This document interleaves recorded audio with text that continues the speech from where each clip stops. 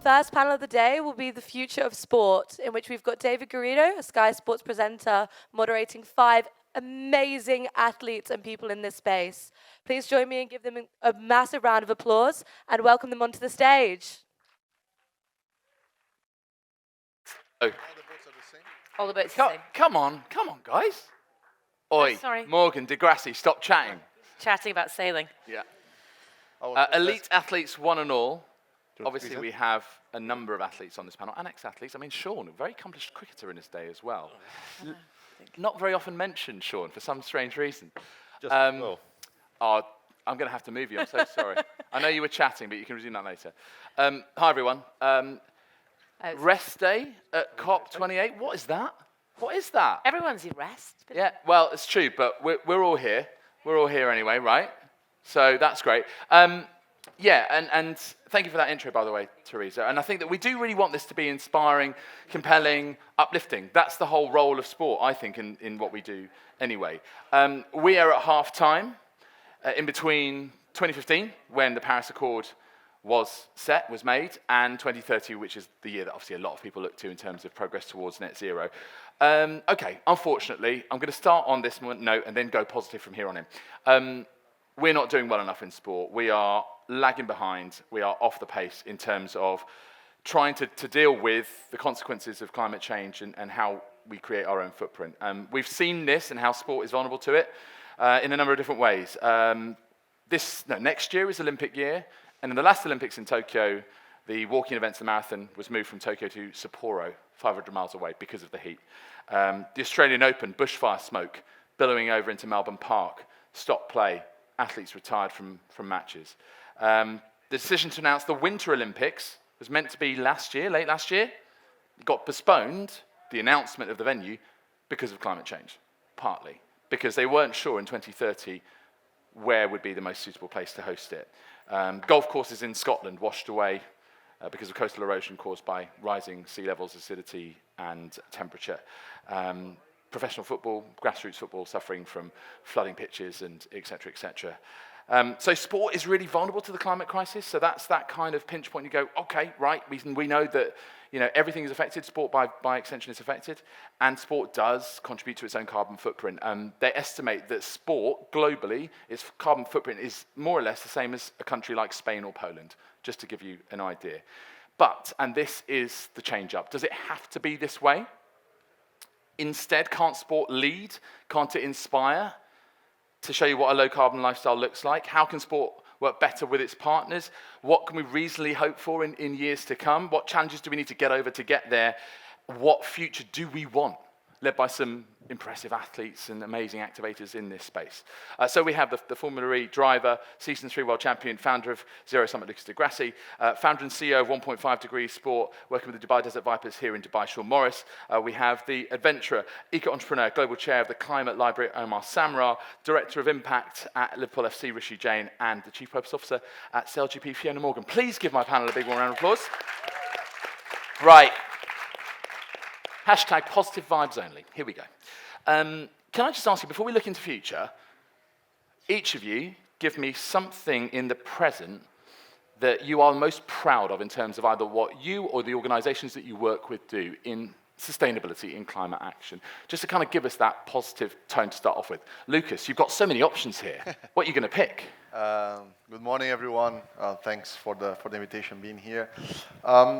Look, there are, in sport, the way I see it, there are 2 ways that you can influence climate change. Is either if your sport develop the technology that you can scale up commercially that will make a difference, either by, I don't know, more efficient boats or more efficient sails or better modes of water transportation, or in Formula E case, developing the racing actually put pressure to develop better motors, better, more efficient powertrains, which means the cars will have a bigger range, less battery, and so on.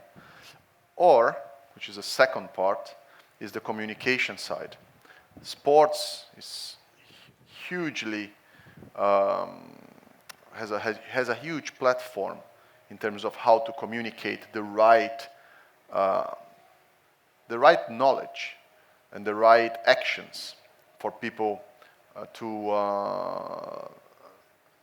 help build a better world in the end. So on these 2 points, I think Formula E, which is one of the things I'm most proud of that I've been since the very, very beginning there, has achieved very well on pushing the right technology forward, electric vehicles, and the communications.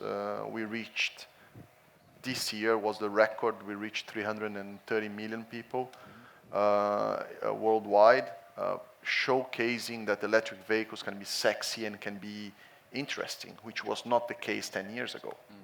And it's interesting, when you watched Formula E in that first season, you had 2 cars a race, didn't you? You had to start the race in one car, and you would literally switch into another car because that original car did not have the battery to the last. battery was crap. And actually, batteries are still crap today, but they are a little bit less crap. Come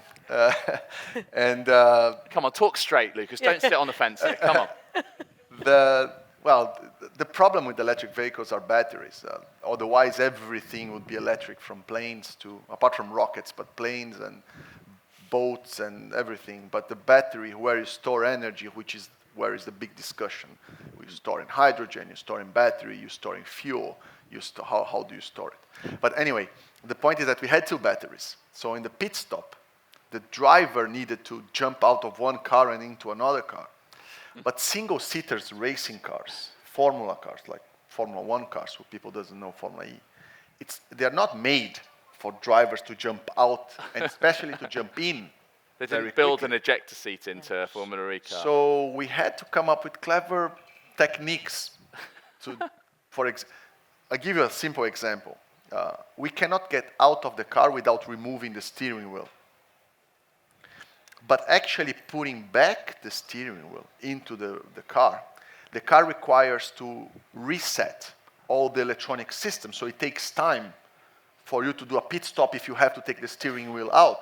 So we had to transform the shape of the steering wheel so we could get into the car without removing the steering wheel. So we could do it faster. So at the end, it was fun. Yeah. Well, maybe for people watching, not for me. Is there special Formula E driver training that makes you more agile, nimble, flexible? Actually, we had to train a lot. Yeah, do you know what? It was part of a pit stop. If you gain 2 or 3 seconds, Yeah. it was the difference, maybe winning the race or finishing second or third. Yeah. Anyway, we did all of this because the batteries were crap. And then, then the battery became better and better. So in a progress of 10 years, we pretty much tripled the capacity and triple the power output and input, which is also very important. Yeah, and you've got the Gen 3 cars right now. Gen 4 is already on stream. They had Gen Beta in London. It's very exciting. Sean, you with Dubai Desert Vipers. I mean, you've been working with the team for a while as part of 1.5 Degree Sport. Attitudes, have they changed much?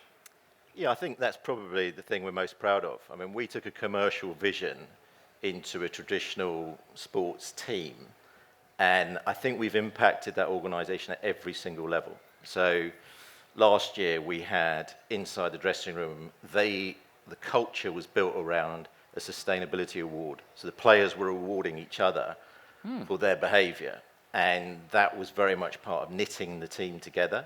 It's a bit like FI's Impact Awards, but they devised it, they drove it. And it was very powerful. And you've only got to look at their social media and see the results of what happens when the guy wins. Yeah. And everyone's on the phones. They've all posted it. They loved it. So we impacted the dressing room, which I believe we could do that because I think cricketers realise the potential impact of the climate on the future of their sport. You've only got to look at the World Cup. There's so many examples in cricket, and the atmosphere will change the conditions we play in. So players were always going to be part of the strategy, and they've been brilliant with that. I then think the next thing that changed, which took a little bit longer, was the commercial understanding, and using a commitment to sustainability and being authentic about it to completely change your commercial strategy. and that took a little bit of time, but it's interesting what we're seeing now, and we will grow. The numbers aren't in yet, but we'll grow the revenue of that team within 6 months by 20-25%. There you go. So, And it's that mindset shift away from sustainability being a cost to being it's a huge an advantage. investment. It's Yeah. a huge advantage. It differentiates Your brand. them. It differentiates them from their competitors, and it gives them. I think we've got 8 additional pieces of commercial inventory just linked to sustainability. Right. Okay. So then we got the management on board, and that was really powerful. But actually, I mean, it's happening today in Dubai. If you look at the schools program that we've got going, our schools program changed almost immediately. We sat down and spoke to the coaches about it. And everyone's been at school watching a sort of PE lesson, and football comes in, cricket comes in, you do the same thing. And we just asked one question, do you do a warm-up? And they go, yeah, of course we do a warm-up. Everyone does a warm-up in every sport. Okay, well, given your DNA of your franchise is now all about sustainability, why don't we link the warm-up to global warming? And you could literally see a light bulb go on, and they went, I get it. So then all the balls were distributed and recycled, and the whole education program is actually now about sustainability, but using cricket as the vehicle. Yeah. So I think in terms of what's been achieved with Desert Vipers in 6 months is probably more than I've seen achieved in most sports franchises in 6 years. Yeah, and listen, we know that cricket is slow on the uptake generally on this. We're not seeing leadership from, hey, wait, I'll come to you in a second.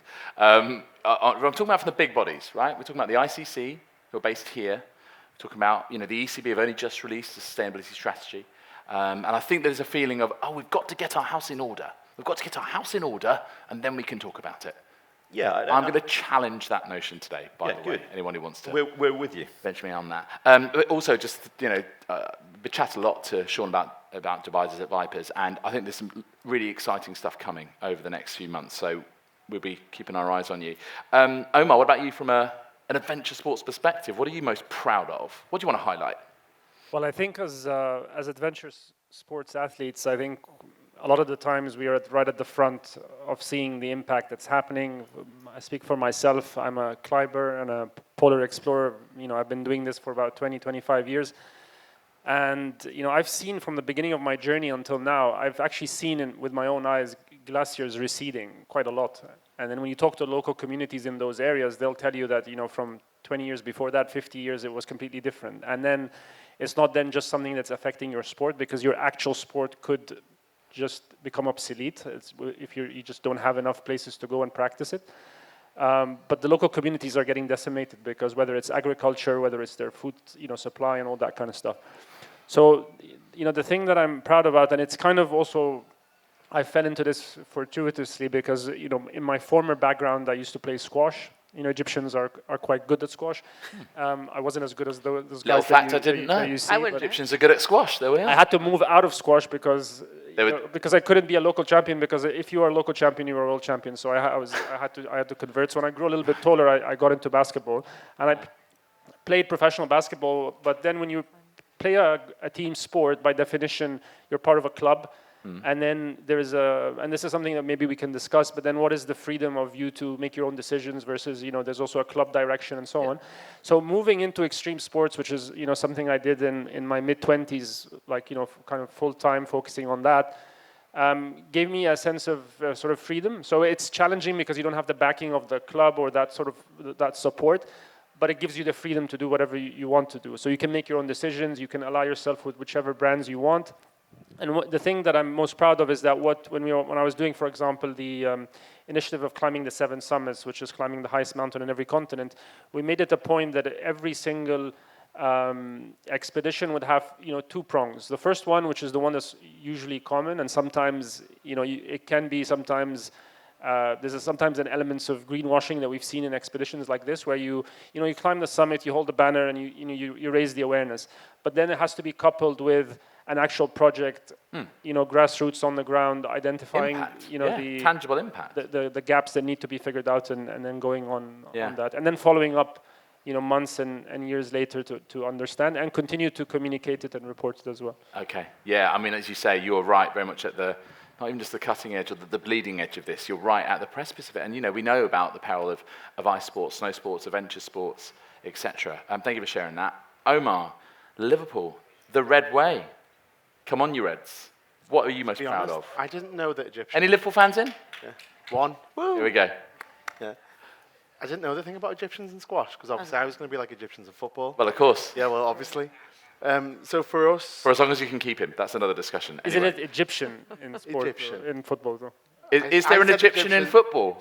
Egyptian rather than Egyptian. Oh, well, no, yes, I see what you mean. That's more for you to say, Omar, than me. I can possibly comment on that one. Where were we? So, Liverpool Football Club, the Red Way is our overarching approach, as you know, sustainability. And to answer your question about what I'm most proud of, it is the Red Way. Because for us, what we've done, we've gone holistic with that. So people, planet, communities. And what we've really tried to do and attempted to do is merge those. So when we activate and we talk about sustainability, we're not solely focusing on the planet. Obviously, that's why we're here today. That's why we're all in Dubai. But actually, we've really tried to merge the conversation around diversity and inclusion, how we engage our local communities, and we've seen the successes of that. So a big thing for us, and sort of touching on some of the work that Sean mentioned as well, is that's where we've really been able to engage a lot of our stakeholders, but also a lot of our partners. So from a commercial perspective, we've been able to engage with partners, not say to them, or not go out and say, let's find the true partner who only focus on sustainability. Let's go target and work with the biggest brands, the biggest names, the blue chip companies, what's important to them, what's important to us. And let's see what aligns. And let's do something together. Yeah. And we have seen the success with that. So, for example, Cadbury, really good partner of ours, do great work around employability, local community. Okay. That fits within the Red Way because obviously it's within our communities pillar. Yeah. Just signed deals with Google Pixel, Peloton, UPS, and we're having these conversations constantly around sustainability. And actually that's something that I'm really proud of personally, but also professionally. So that's interesting. So you actually pick a specific factor and element and you partner with that other brand on that. So employability in the community. Yeah. With Cadbury. And it works really well because it's not just purpose brand or sustainability partner, it's targeted. Basically. Yeah, it's targeted. So I'm very lucky to be brought into some of those conversations at a stage where I can go in, be really honest and say, right, this is what we do. What do you do? And they may go, oh, well, we do this. I was like, well, that doesn't really fit with our strategy. However, this does. Yeah. And then, well, that's credible, isn't it? Rather than trying to squish something together that doesn't... And we're not over-promising or going, oh, yeah, we'll do everything you want us to do just because we want to get the deal over the line. It's actually, how can we build a meaningful relationship? And you've seen that with the longevity of some of our partners with the renewing, because actually they're building relationships with us rather than just a partnership. And also, I would say relationships with your fans. I think the notion of fandom, actually football fandom, is changing. We did a survey on this at Sky, and actually, what sort of fan are you? And I mean, I obviously came up as purpose-driven fan. It's what I care about in sport. But I think, more and more are heading this way, especially I think a younger demographic who look at any kind of entity and go, do your values align with mine? And if they don't, I'm out. I'll find someone who does. And they're quite quick and decisive to go, I've got a voice here, I'm going to use it, and I'm going to go and find someone who else I want to communicate with. So, yeah, I like the way you've structured that. Right then, Fiona, what are you going to pick from all the myriad of choice you've got with SailGP? Oh, I don't know. Great examples. It's great to hear everyone so proud. Probably the Impact League. I think Sean talked about it. So we're the first sport in the world to have 2 trophies. So one for racing and one for the planet. And it's really important that we embedded that in the rules. And it's about your athletes actually doing it, not just talking about it. Being sustainable, thinking about how they travel, what they eat, and what innovation they're doing, what fuel they're using on the water, kind of being mindful consumption. So really proud of that, and I hope other sports do it in whatever way. It's behavioral science. It's incentivizing good behavior. CEOs are incentivized to be good, better. Good's probably not the word for CEOs, but to be better in their, controversial, in their reduction of their carbon footprint or in their D&I targets. So I think proud of that. And I mentioned to you, I've just come off, we're racing in Dubai this weekend.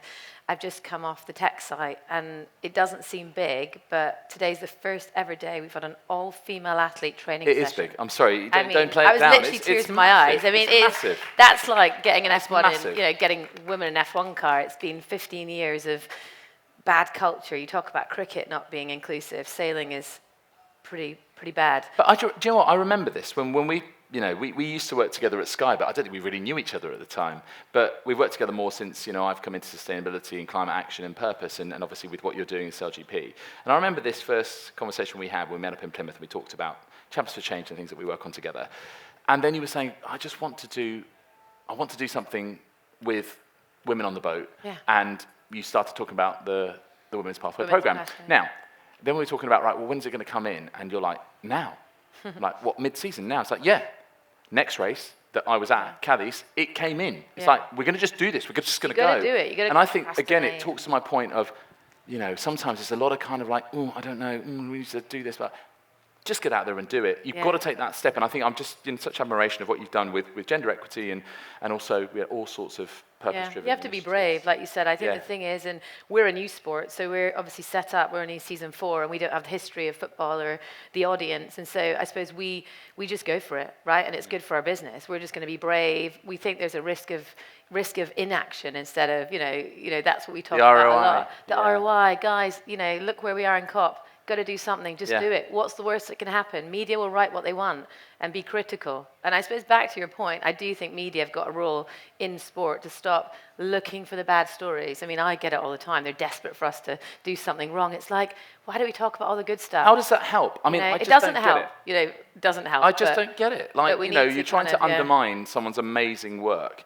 Yeah, by one decision that we've all probably tried not to do. We've probably been there fighting against it, and nobody's perfect. Look, I tell you what, there is a sort of middle ground between that. So everyone's heard of Wimbledon, the greatest tennis tournament in the world. It just is. It just is.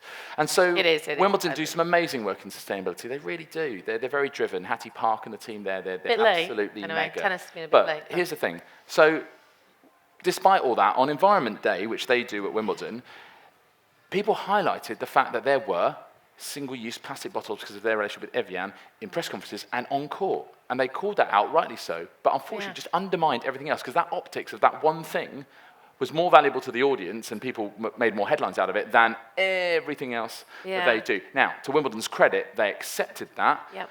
They recognised that and they changed because Roland Garros had already brought in a reusable bottle. Yeah. They also had Evian and they just did the same thing with Wimbledon, sorted for the next championship. And actually, Jonathan Overend on his superb podcast, Emergency on Planet Sport, called this out, spoke to Hattie, and they changed. That is the power of the media. Yeah. But it's the tone of the conversation. It's trying to be constructive, not just trying to undermine for the sake of a headline, which I just think, how does that help? I don't do that because I just don't think that makes us get any closer to our goal. No, I agree. But there might be things that annoy me. They're not great here. Not they love a bit of cling filming. But in the hotel that I've been staying at the last couple of days, they decided to make a Christmas tree out of plastic bottles. What the hell? What the actual hell? Anyway. Look, I always want to paint a positive picture. I just think I'm tired of people saying, like we were saying before, that sustainability is a cost, it negatively affects your bottom line.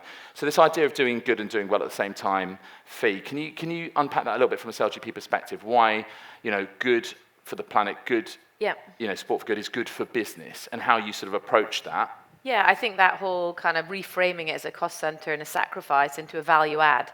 Because sustainability is a value add. The world is going into this, brands are going into this, everyone is going into this, consumers are going into this. So it's good for your business. And I think we need to talk about that more, is actually the value of what we're doing. Is CLGP, new sport, our USP is purpose, so social and environmental and trying to do things differently. And it's grown our business. We have the best talent and they're all coming because we're purpose driven. They could go to football, Formula 1, Formula E, but they come to CLGP. You've made that aspirational. We're trying. And it just, if you stand for something, partners, we have 75% of partners because of purpose. Like you said, we've built commercial assets out of it, tens of millions of pounds of commercial assets. I'm not talking £1 million. And so it's just good for what you do. And we're getting media coverage. So I think it's that we've got to reframe it again. It's like, and I suppose being a chief purpose officer, it's important that you're at management level, and you're proving your value. I have a commercial target on my head every year, and I will hit that to show the value of what we do. And the more that you get in, that's what the makes more impact you can CEO have as a business. Care if they're not already into this, and I know your CEO is, but if they're not, if you prove the business case, then suddenly like, okay, all right, I should be investing more in this. What about the approach, Sean? To use a cricketing metaphor, why are we sort of either shouldering arms or forward defensive? Why aren't we dancing down the wicket and smashing the bowler back over his head for 6? Why aren't we being a little bit more assertive with it? Well, it's interesting because I think there's sort of two sides to this. I think sports really built on defense and offense, to use the sort of American term. And I think that we've so focused a little bit too much on defense. Yeah. And I think that's the reason we get picked apart in the media. Oh, you're not doing something. So decarbonisation is largely been doing less. Yeah, it's reductive, And that's been a bit of an issue until you say, what really gets people engaged in sport? It's actually offense. People are following Messi, Ronaldo, they play up front. So, Virgil van Dijk, 50 million quid, plays at the back. Mo Salah is probably worth twice as much. Oh, a little bit more. So I think that the way we've looked at it is let's play offense. Yeah. And, when Lucas is defending around a corner, people all sort of go like that. But when he'll overtake, they jump out their seats. Yeah. And that's the place where I think sport has got the most power. Yeah. When you look at it from an offensive point of view, and you think about your commercial partnerships, you think about you engaging the fans and going, let's remember the bit where they do jump out their seats. That is unique to the industry that we work in. And that's where I think sustainability should sit in sport. It's exciting. Yeah. Not, we've got rid of we've got rid of cups, we've got rid of, plastic bottles at Wimbledon. Yeah. It's engaging those players to do innovative things, take some risks. Sport's not perfect. We're all used to but sport trying is sexy, and failing. and it can help make climate a little bit sexier in that way, can't it? It's hugely powerful, and that's really why I think that focusing on the offensive side of sustainability and being innovative and then trying new things and communicating that well, that's been a bit of an issue. But yeah, that's where I think cricket has got an amazing opportunity because it's done nothing in that space. Yeah, the growth is right there, ready to happen. Football obviously is the global sport par excellence, followed by I think it's 4 billion people. That's the sort of latest figure that people seem to centre on. Basically, half the world follow football. Rishi, I mean, like the brand that Liverpool have is so very powerful. I mean, people must be just knocking down your door to be associated with Liverpool FC. You must have to scrutinise so very carefully, though. You mentioned before about how you target, you align very carefully. But I do also wonder, sport has this power to unite across rivalries in sustainability. Sustainability isn't competitive unless it's in a gamified way, like, say, with Impact League. I mean, I would love it. I would love it if you came together with another club, another big club, maybe, I don't know, say, for example, Manchester United. Have you had any of those conversations? Wrong shade of red for me, to be honest. I have to say. Can you still hear me? Yeah, we can hear you. Yeah. Wrong shade of red for me, but in all seriousness, that's what the Premier League are looking for us to do now. For the first time ever, we've got a sustainability working group. Premier League got a head of sustainability. I'm meeting with counterparts regularly across the 20 of the clubs now, and some of them is a standalone role like mine is. Others are like true in the detail sustainability managers.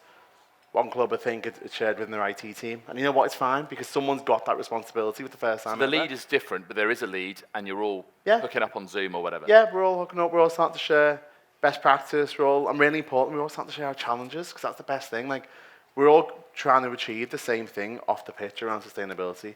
Keep the competition on the pitch. Yes, do we want to be competing for Premier League, Champions League, Europa Leagues every single year? Absolutely.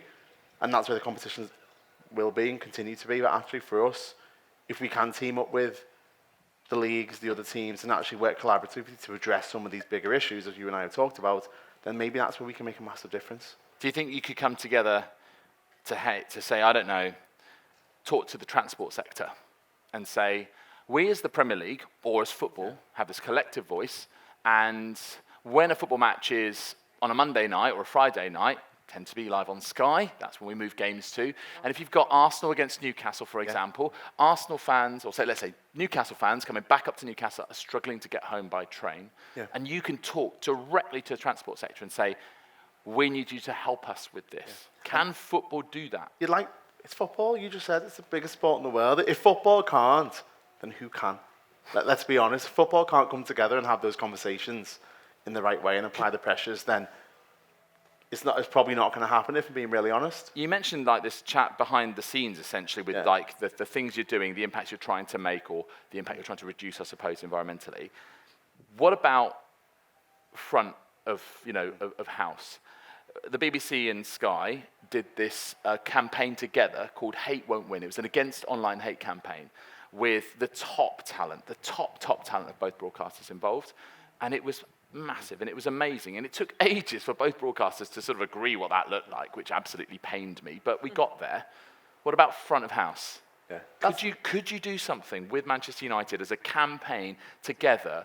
I think, what was it? United did something with Adidas yesterday around LGBTQ plus and rainbow laces. Okay, that's fine. You're working with a brand that's already in your portfolio. But what about two clubs coming together front of house? And that's the next step. They're the types of conversations that we need to be having with our rivals on the pitch. But actually, can you team up and make an even bigger impact together? You've seen clubs team up around... Because this is, really for those of you that don't know, Liverpool United is the biggest rivalry, Yeah. isn't it, in English football? Yeah, you've seen clubs team up around topical issues. So for us, tragedy related chanting is something that unfortunately affects Liverpool more than most of the clubs. Yeah. So we've actually teamed up with teams like United and others who stood next to us and said this isn't good enough. So actually, you've shown that spirit of partnership on a certain topic and other topics. So maybe that is the next step for us to go. And I think also, talking about it through the frontline channels. So sometimes it's like, oh, well, let's give that foundation, No, it has to be. It's got to be, front and centre. at LFC, not at LFC Foundation talking about this or, United equivalents or whatever. I would love to see it. Let's see what happens. Omar, you mentioned this before, actually. I want to just come back to it. Is it easier to strike sort of these deals with people that you work with, brands, etc., when you're an individual because you've got that freedom? Or is it some way more perilous because if it works, well, you've got all the credit. If it doesn't, it's all on you. Yeah, you're absolutely right. To take a step back, I think like we're talking in business and sports. Obviously, we're talking about brand building, and I think in general, the world should be good for business. But I venture that if somebody did the economics on it, you'd actually see that there would potentially be, an equivalent gain, maybe more from the kind of brand equity that you can build overnight and the new fan base that you would attract. Well, this is it, and I think that scrutiny of the fans. I know that we've talked about football before, and this is obviously where Rishi's the rep on the panel talking about it. But I think the fans will look at the relationships you hold and make their own judgments. And now the way that a fan is interacting with the club is different, and they want ownership, they want to be involved, but it's also questioning, it's also scrutinizing as well. I'll come back to that point about brands because I think it's really, it's really interesting. But before I do, actually, Lucas, I just wanted to kind of like on that point of valuing your, prime real estate. Sport has got the eyeballs of the world on it, and it's culturally so important. It's a huge cultural phenomenon. And you can see by the followers that you have, the followers that other elite athletes have, the followers that Cristiano Ronaldo has, it really is one of the biggest cultural phenomena, if not the biggest in the world. Does it do enough to talk that up? Does it do enough to hold others to that value and say, look, if you want a piece of this cake, you've got to fix up and look sharp and come with your sustainability game right up there? I think there are two levels of discussions, which is very tricky to do. So one thing is Cristiano Ronaldo talking about sustainability and then flying his private jet back and forth, right? There are many layers of different ways of positioning the sustainability aspect. The first one, let's say the simple one, and in my opinion, the least valuable one is, okay, let's not use plastic bottles in Wimbledon. Fine. Or let's use, a recyclable football fabric for a team. But the real impact in the end is what's the carbon footprint of that football team by traveling all over the world, hundreds of people, generating, I don't know how many tons, how many metric tons of carbon to do a sport, to throw a ball to one side or another, or to race a car for one side or another. So there is an underlying discussion there that what is actually the value creation in that specific point. And I think, and I'm a sportsman, and I think sports play a huge positive value creation prospect in society. Of course, you cannot label it as exactly as I just did before.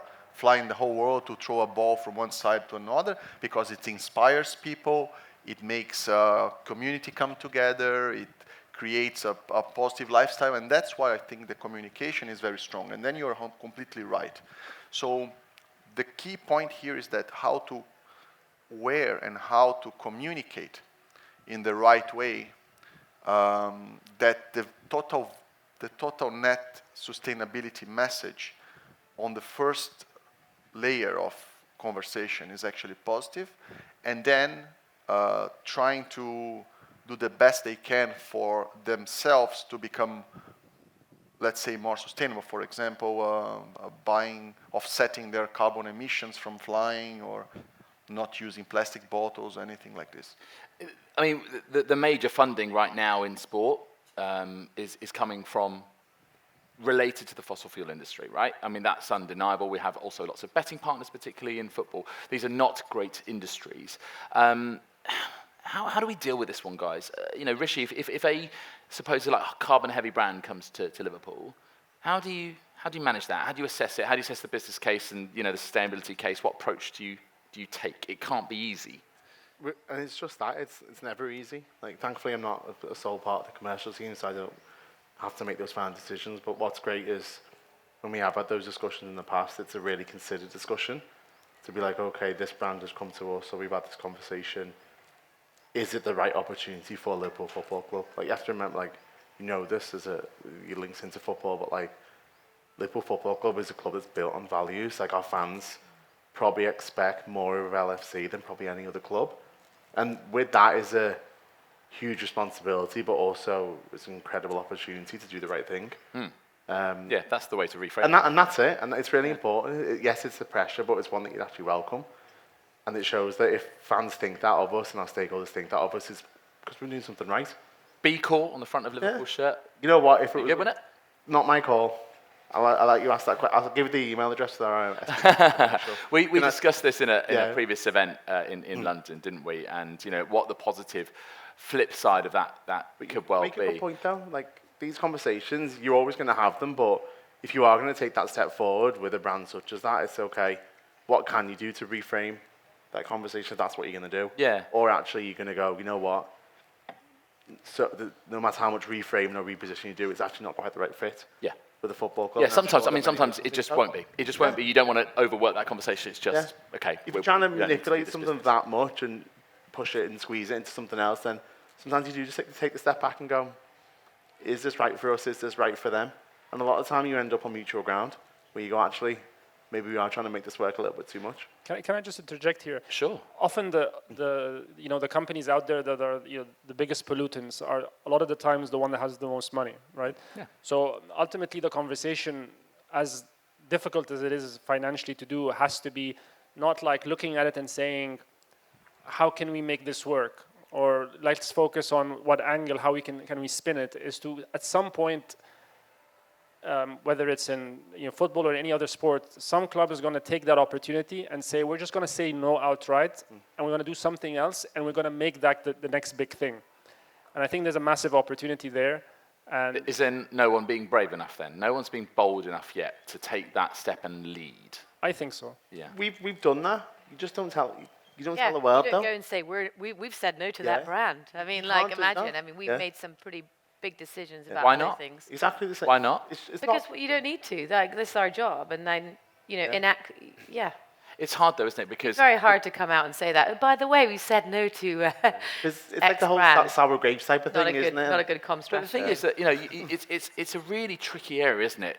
We've got a race this weekend, Fee, as you know. It's the Emirates Dubai Sail Grand Prix, and you did that deal. So I didn't do that deal. Well, SailGP did that deal, but you were. But the point was that you were at that table when those negotiations 100%. Were taking place. So how does that work with you and the commercial team? Yeah. How do you get the best out of this deal purpose-wise? Because the optics would go, they've sold their SailGP. Yeah, I don't agree with you, but I would turn that back on people like media. I mean, who's advertising on your channels? So like everyone here, we all have a commercial. So sponsorship is great, but what suppliers are you working with? Who's your investor in your business? It's not just environmental, it's human rights, it's social sustainability. Yeah. So this is a complex web, but no, you are right. So I suppose, like Rishi, we work with the same amazing agency, Think Beyond, and we are probably one of the only sports that have real sustainability frameworks. So where we race, who we partner with, we do due diligence, and we do like a purpose score. So they all get a score of what it is. You love a good score, don't you? Love a good score at SoGP. And so it's like, do they align, from a better sport, better planet? What are the opportunities? Do we get renewable energy there? Like, what will our footprint? We always look at the footprint, that metric. Data is key. So what would the carbon footprint be? Working with them, how would it help us reduce? And you have to kind of know your no-goes. So I suppose SailGP is about gender equity, and we're about clean energy. Our boats are powered by nature, 3.8 times the wind. We always said they're the big things for us as a sport. So from day one, we said, who would we not work with? So you kind of have to create your own. I mean, we're all different on this panel. We had our own, like this, we won't work with these brands. Mm-hmm. But then there is, and we talked about this on our panel at Sport Positive, you can't say no to everyone. We're in a world that we're going to have to all adapt. So there's people that we wouldn't work with. And then there's kind of a middle ground, right? Everyone flew here. We're still traveling. Airline industry is still there. Logistics industry. We ship things around the world. So these are industries that are actually trying to shift. You can't say, I'm just not going to work with an airline partner. I don't know any sport in the world that doesn't have an airline partner. But it's how you work with it. I mean, they're an event partner. So they're an event partner here in Dubai. But if I was going to, I suppose, die on a hill, and my team are in the room, I always say one day I probably will die on a hill in a bad decision and I won't be here. But it wasn't the hill to die on. It's an airline. We fly. For us, airlines is about reducing your carbon footprint of how you travel. So we look at travel numbers.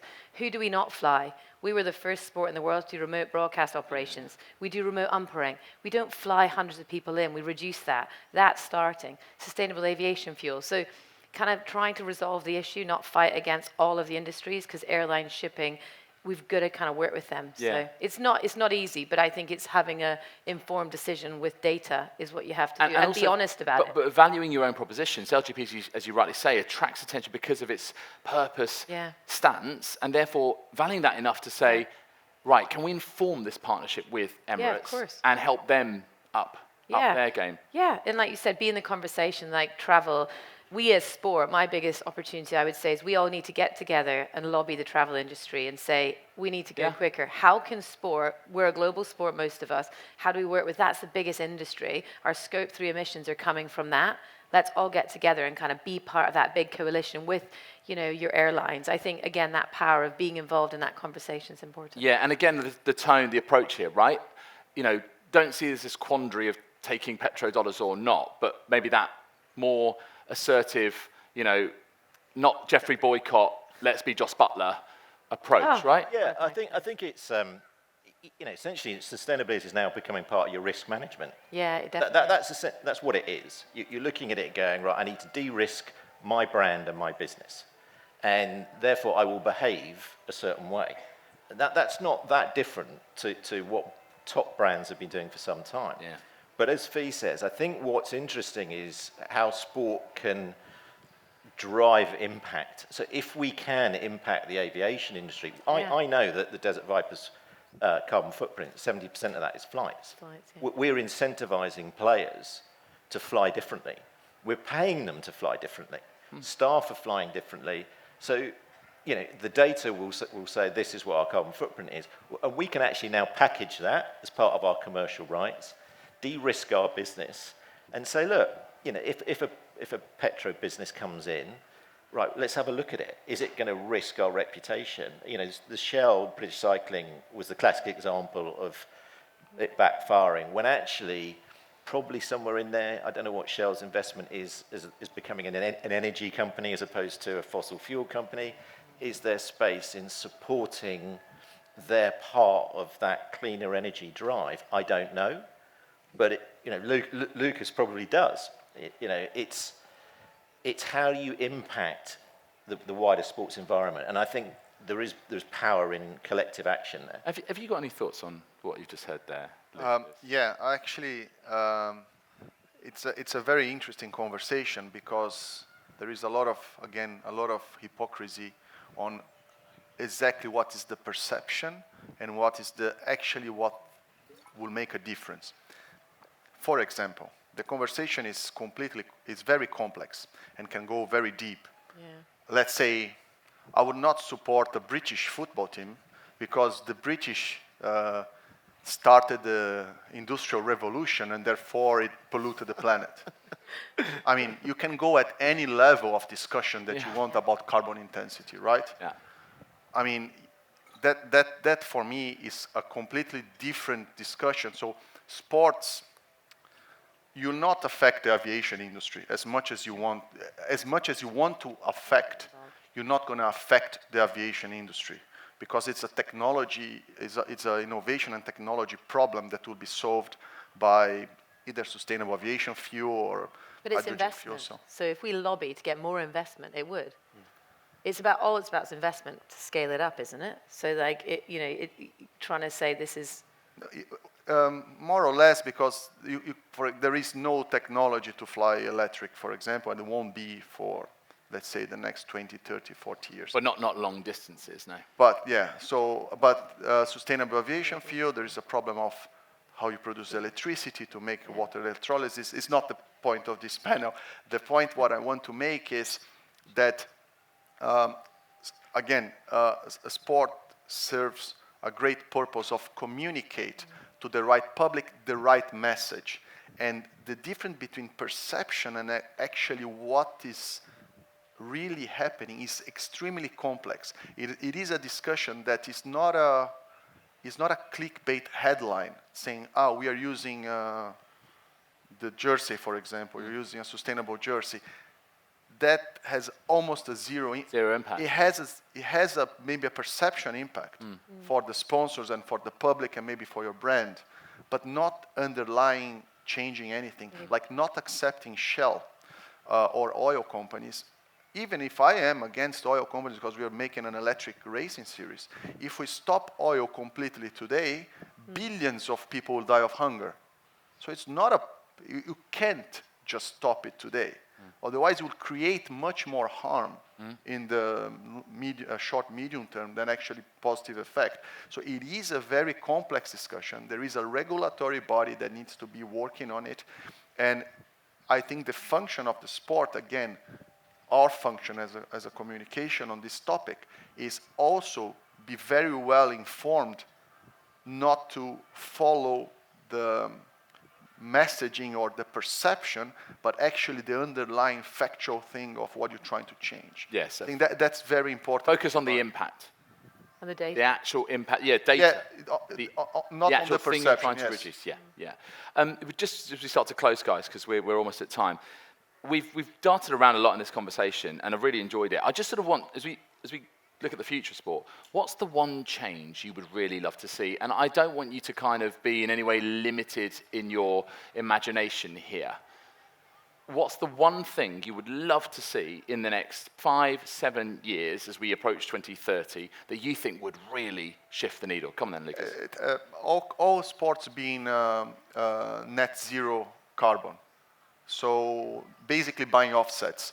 The cheapest way, the easiest way, and the more fair way is that you calculate the offset of you calculate your carbon output.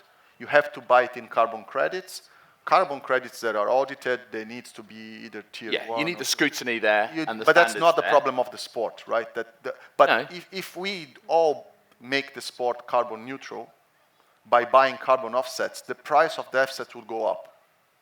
Right? Which will make it more pressure for us to work on solutions to make the sport even more efficient.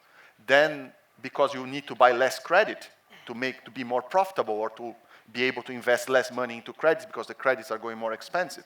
So if all of us buy the credits, it levels up and you compare apples to apples. Whatever is his flights or my transportation of a ton car instead of just a football. I mean, you level it up, all the sports. You put the price up. You create a financial pressure to become more efficient. And on the long term, it will be a net benefit, real net benefit for the world. That's how I'd like to see it. That's my favorite answer, partly because we have a cricket carbon credit, which Desert Vipers have offset their entire footprint with. So that's brilliant. I'm all for that. I think the one thing I would like to see is when you look at ownership of clubs, we talk about stakeholders, fans, sponsors, but actually if you take the Cricket League here, take 3 owners. You've got the Glazer family, you've got the Ambanis and the Adanis. Each of those owners will claim that they have over 1 billion fans. So why do they own the club? It's a financial investment. They're trying to make more money out of it. But we all know that people buy sports clubs for the prestige, the esteem, and the association they get with prime ministers, rock stars, you know, all that stuff. Actually, what I'd like to see is, could we convert some of these global sports owners into sustainability titans? Because it will increase the value of their businesses. And you so sort of sports equivalent of Richard Branson's, or think about someone like that. Think about the influence. The if you know, the Henrys did it. They've got loads of sports teams. Glazers did it. The Ambanis do it. You're talking about each of them can impact 1 billion people with their sports teams, and that's almost what I think is sports regulation, because the executives will get pressure from their owners to behave in a certain way because it makes them look good. We focus on fans and sponsors a lot of the time, but I think there's a stakeholder, and it's a very small number of people that potentially we should focus on and get them sitting inside the tent and helping us all. Yeah, listen, I think, I don't really care how we get there. I care that we get there. And if it's playing on someone's vanity, I don't care. If that's what it takes, then fine, get them in the room. Fee, can I get your reaction to what Lucas has said? And before you move on to future sport, offset. No. Is that the future? Everyone has a different view. I think you have to really grow sustainably. So I'm a massive, I focus my team and SailGP on reducing, on innovation, on thinking differently and reducing our footprint as much as we can. Is it the and ethos? that's radical Is it the ethos ideas. of buying an offset that you... No. I mean, we buy offsets, but I just feel it's so important to have the reduction, the innovation. I mean, that is like key. And that, I suppose, is where I spend more time. So, you have to... every sport, 350 sports have signed up to Sport for Climate Action. So I'd say, hopefully legislation comes in. Every sport has to have long-term net zero goals. But I think it's that reduction. It's like, it breaks my heart. And we were talking about it, like, look at every sport is getting bigger. It's that ego thing, right? How many more races can we have? Let's get more teams. Let's have more World Cups. Like, every business is a cap. We've got to stop growing. Like, is growing actually worth it? Because there's more footprint and cost. So it's that, for me, it's sustainable growth. Like, how can you grow, have fans, have different revenue models, but there's a point where we've got to lose our egos and stop growing, because the carbon footprints, as we grow, of course, we have a So we're talking about impact. Systems rethink It's here. like, We've got to completely so that change the business innovation, model. reduction, like, we shouldn't be having a big event site like this. Like, what should we do? What's the different, that innovation in sport? So that's just where I think, but... There is interesting, a sort of a more radical version of that. And it's espoused by two Olympians who are part of a group called Champions for Earth, and they have come up with a phrase campaign called Sport Local for Life, and basically they want sport to operate essentially at two levels: grassroots, reinvigorate the grassroots, invest in the grassroots, and elite level, but that sort of bit in between, gone, because of the travel impact and all the other Scope 3 impacts. Well, that's radical. That is very much at the other end. Okay, Omar. What's the one thing you would love to see? Blue sky. Just quickly, I'll reflect on something very quickly, which is the carbon offsetting. My Grand Slam expeditions were carbon offset, but although I don't really think that really is the solution, I do agree that there has to be massive reduction first, because I don't think the cost of offsetting is always going to be much smaller. Then it's not. I can offset everything and be net zero, but then if I sign up a petrochemical sponsor, then I'm laughing, right? So I think the future that I'd like to see is a future where sports penalizes petrochemical companies, other companies in other industries that are polluting. You should not have the opportunity. I understand completely that petrochemical as an industry cannot stop today. The world will stop, but sports has to be able to be at the very edge and basically say, I'm not going to be part of promoting this, and I'm going to put an end to it. And I think with the cultural power that sports holds and the soft power that it holds, I think that could be a real game changer. So and that's where it's to be that kind of gatekeeper to say, look, you're not coming in unless you are more sustainable in this way or making more impact in this way, and actually to value itself again to sort of block that until they fix up and look sharp. With petrochemicals in specific, I would just say a complete no. Hydrocarbon producers, just because in order for the world to get to where we need to get to, I mean, we just need to hang on a second. We just need now all of these guys. We need to really like promote those guys and really bring them up. Yeah. Okay. Just because the economics of is imbalanced, and we need to do everything that we can to balance it in the shortest time possible. Okay. What about you, Rishi? So I'd say in complete agreement around the reduction piece, like that has to be the focus. I think for us, and given the past sort of lens that I've had over the past couple of days, we talked a lot about football and collaboration, but what I'd love to see is multi-sport collaboration. Like, yeah, went to the roundtable event with Fee yesterday, sitting on the panel with her today, and everyone else, and I'm constantly thinking, make a mental note of that, make a mental note of that. And that's what I want to see more of, if I'm being really honest. It's being sat across the table with organisations who were set up to be sustainable from day one, and particularly football, and it wasn't set up to be like that. It was set up to be a football club, so we're late to the party. But the opportunity you have to influence, with all due respect, is probably greater. So how can we be open the books and be honest enough and say to those organisations, help us. What are you doing? What can we do? What can we adopt? How can we be perhaps a little bit braver, bit risky, open the doors early and not have to present that fully polished article that we talked about, but maybe go, this is the journey that we're on. Cheeky little Impact League. Your own version of the Impact League. Get Mo Salah tweeting out the Impact League. Get Premier League to do it one day, won't we? Yeah. That's funny, I made a note of that when you mentioned I've said it to them many times. We were saying this Keep yesterday. going, say it and believe it. The most obvious one for me is the Olympics. You've got your medal table. Yeah. Have your Impact League that goes with that has Costa Rica at the top instead of China and USA. Yeah, we've Make that. It's just simple, right? Yeah. Why not just have one person? Why not strive to have just one league eventually? Yeah. We debate that one league. Or combined. Yeah. Look, the whole point of this is that there's no one solution. I mean, we were chatting yesterday about, fuels versus electrification, right? I mean, there was lots of interesting kind of to and fro on that. And we do need a lot of different solutions. We all need to be kind of going at it, and hopefully that is kind of coherent and together. But, I like the fact that there's a little bit of discord there, that, we don't all have to be in agreement all the time. The fact is we care, and we're trying to do what we're trying to do. So I do really value your input and your amazing work that you're doing, and that's why you're on this panel. So, ladies and gents, please give it up for Lucas, Sean, Omar, Rishi, and Fee. Thanks, everyone.